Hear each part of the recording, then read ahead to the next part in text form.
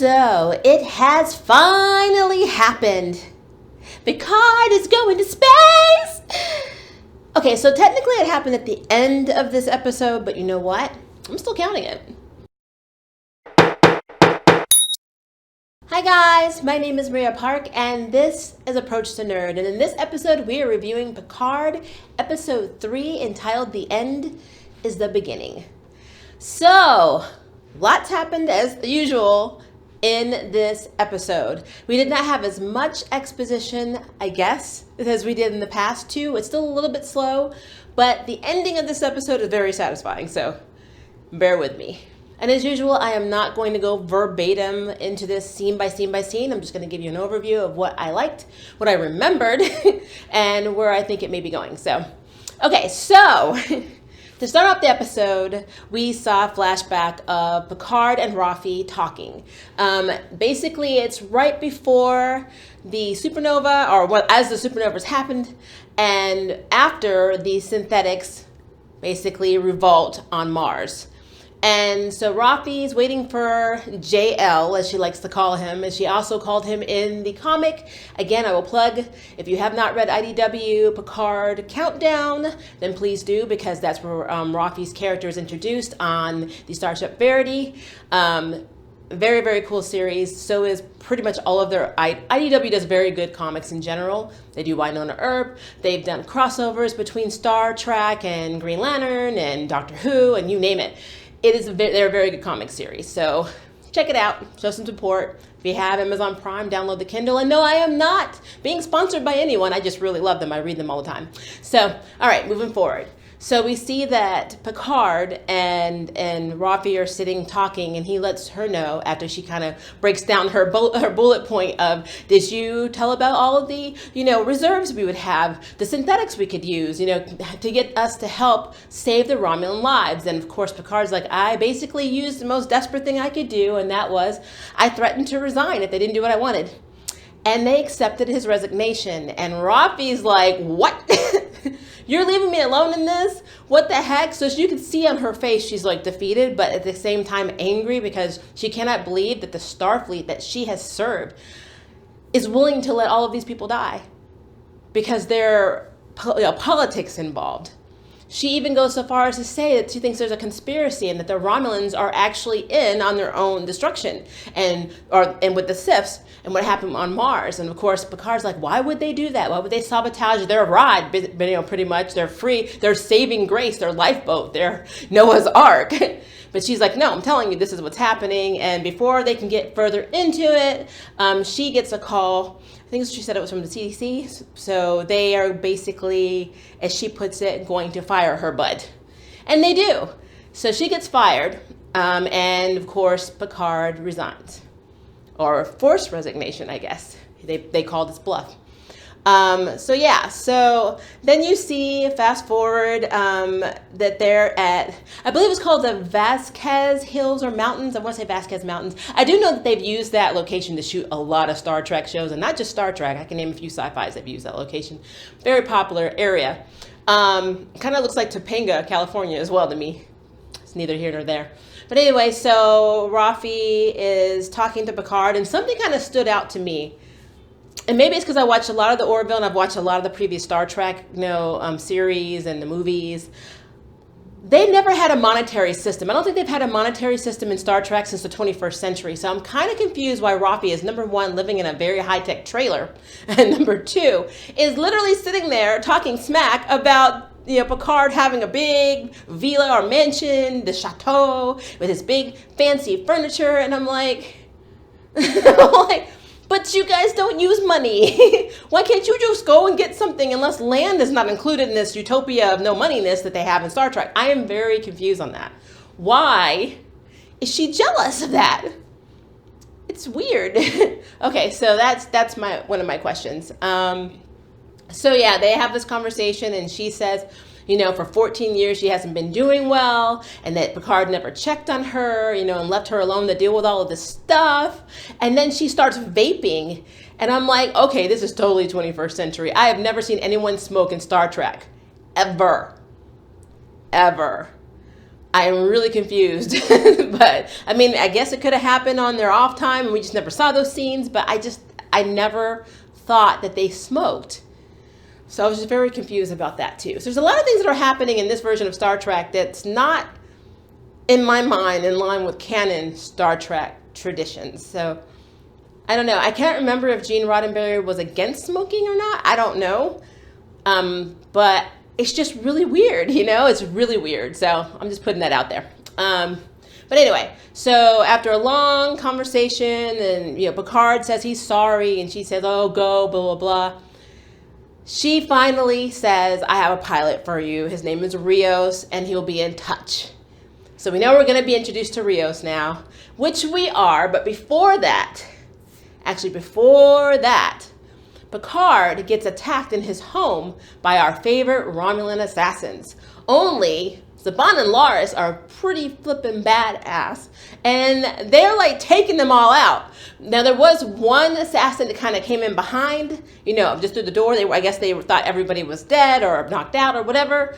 And Agnes, Dr. Agnes is what I'm calling Girardi, or Dr. Agnes, shoots the other Romulan and then says, this was on stun, or maybe this was on stun. And of course, Lars looks at her and says, Romulan weapons don't have stun. And I'm like, ha ha! Yeah, the scientist killed a Romulan assassin. So yeah. Then we learned that Commodore O, who is head of security at Starfleet, questioned, Agnes about why she went to see Picard. So, Commodore O's, she's dirty. So that happened, and then basically in the interim we do meet Rios. So we meet Rios right before Agnes, actually. I might be getting my timing right because I watched it early this morning. But Agnes, I think, actually comes later because Picard goes and meets Rios before that because they actually beam up to the ship together. But I'll just describe the scene with Rios because it's really not that big of a deal, but it was kind of cool. So he kind of reminds me of Spike from Cowboy Bebop a little bit. Like early day Cowboy Bebop, manga Cowboy Bebop. If you're in anime and manga, you got my reference. But anyway, so Rios is sitting in a chair. He's got titanium in his shoulder, which irritated me because when I used to play a lot of mobile games like Star Trek Fleet Command, I could never mine titanium without being attacked. So I'm like, brought me back. But he's just sitting there with this like piece of titanium in his shoulder, and he calls his EMH, who basically is a double for him, with an Irish accent and grayer hair. Not a very good Irish accent, by the way. And he's like talking to Picard, like he doesn't have this titanium in his shoulder, It's just really weird. He even offered Picard a drink before he poured it on his wound. But something that Picard that did point out about Rios is that Rios is still very much Starfleet because he used to be in Starfleet. And he used to fly a ship that just went out of my head. And I will find the name, and by the time I post this, I will put it here in the text, which is what I do when I can't remember stuff. But he basically was pilot. I don't know if he was the pilot, but I want to say he was the pilot of a ship where his captain got killed and Starfleet erased the records completely. And he's very, very close with Rafi. I don't know how they met. I don't know their relationship. But he's doing the favor for Rafi. Plus, he has a lot of respect for Captain, Picard, or Admiral Picard, or Jean-Luc Picard, whatever you want to call him, because of his history. Everybody knows. I mean, at that point in time, Jean-Luc Picard is a legend. So he is a fanboy, but he has too much pride, and he has a rep to maintain, to say that out loud.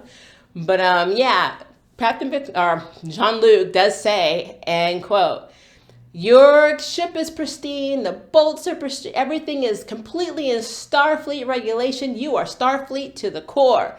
And yeah, he is. And even his EMH, Rios's EMH, like talks to him like, "This is Picard." He's like fanboying. It's almost like his EMH is an extension of him and says all the things that he wants to say without him having to say them, which is kind of cool if he could do that in real life. But yeah. So that's that.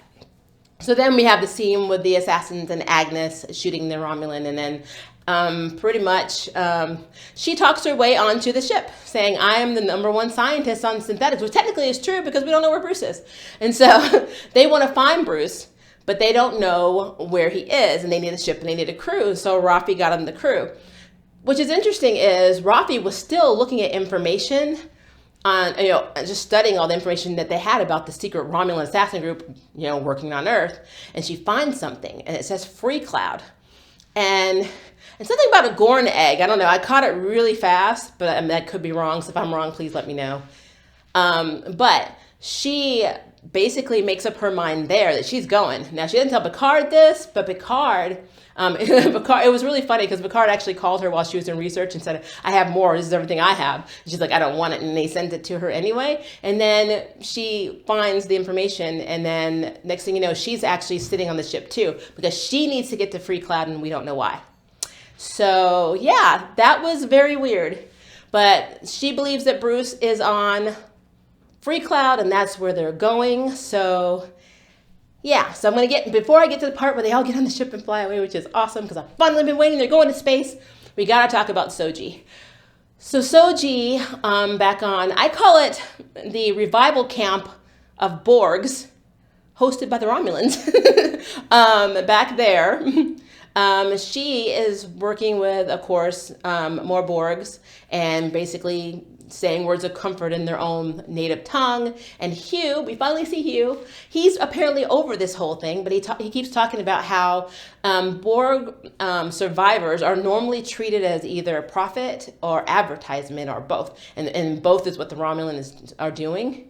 And he doesn't seem too thrilled even about the position that he's in now, but I know why he's doing it. Because if you remember, what's it called? I Am Borg? Back in TNG, in the episode that we first see Hugh, when he initially breaks off with a few other Borg that were assimilated with him, they form their own. They're learning to be more individualist and not in a group.